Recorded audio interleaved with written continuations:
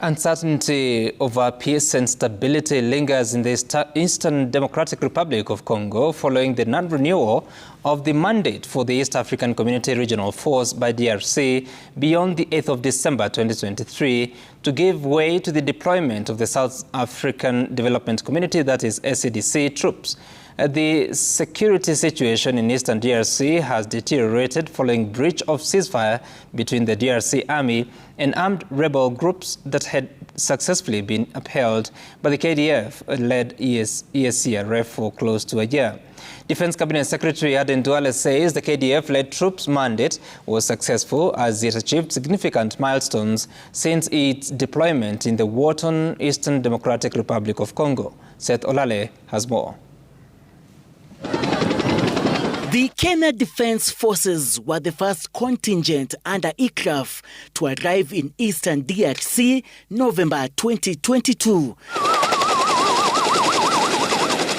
The timely deployment of KDF kept at bay a threat to Goma Town and Goma International Airport. The main armed groups and also the M23 were 7 kilometers to Goma.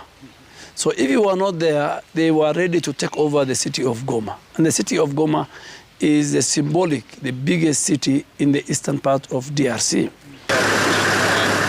M23 withdrew from areas close to Goma, including its strategic base at Kanamahoro Hills, which was used as a buffer zone by the rebels. Na pia ukiangalia namna vile kuna miti mengi inamaanisha kumaficha ni mengi.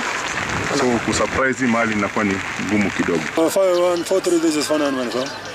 Initially, Kibati was the last frontier for the Congolese army.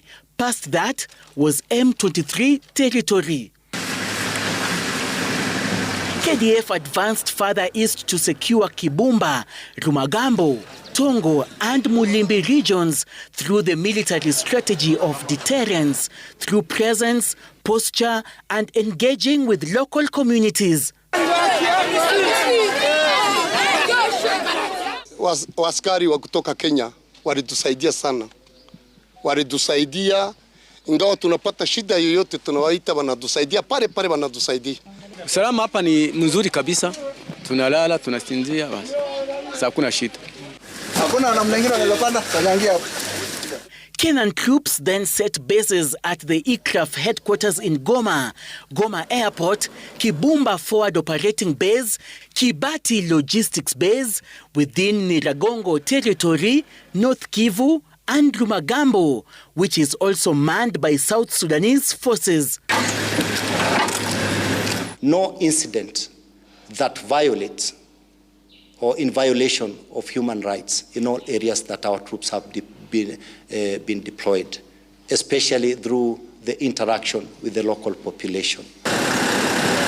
The withdrawal of M23 rebels from Kibati, Kibumba, Rumagambo, Tongo and Mulimbi as a result of KDF occupation led to a ceasefire agreement that lasted almost a year until it was breached in October 2023. When you can use dialogue, when you can appease a protagonist, when you can bring people together, when you can make the area habitable, when you can create an environment of peace and tranquility, then why do you use force?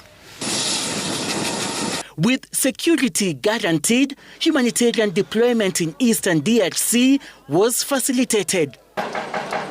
8-year-old Alphonse Chiza witnessed his parents being killed by armed men at Rumagambo in 2021 before escaping. Tulikimbiaga, tulipokeaga tu siku mbili bunga, hii bunga ya kusonga. Siku mbili tu. Tena nyuma wakatupatia makuta 1,108. Iliisha tu niko nalala na watoto hivi. The deplorable condition of this particular IDP camp, caused by sanitation issues as well as extreme weather condition, has led to the death of at least 400 people in just 1 year.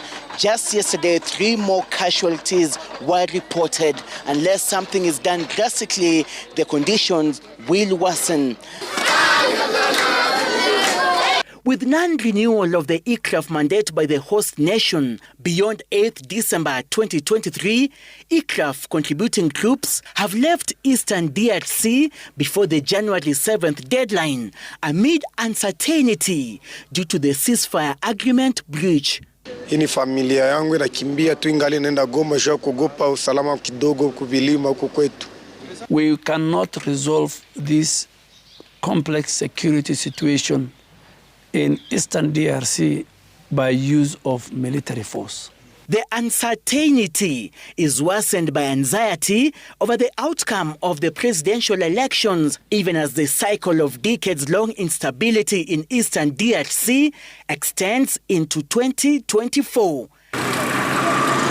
Residents of Kibumba, Eastern DRC, hope that the relative peace they're enjoying right now will be a long-term initiative in order for them to prosper in their various lifestyles, including farming and trading. Seth Olale, Citizen TV, Kibumba, Eastern DRC.